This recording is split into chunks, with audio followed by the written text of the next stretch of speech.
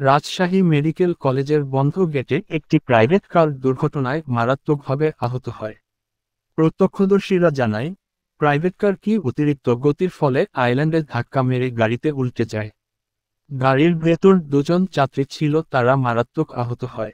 প্রত্যক্ষদর্শীরা পরবর্তীতে ফায়ার সার্ভিসের খবর দেয় এবং তারা এসে আহত দুজনকে উদ্ধার করে রাজশাহী মেডিকেল কলেজে ভর্তি করা হয়। গাড়ির ভিতরে থাকা দুজন আরোহী ছাড়া অন্য কেউ আহত হয় নাই।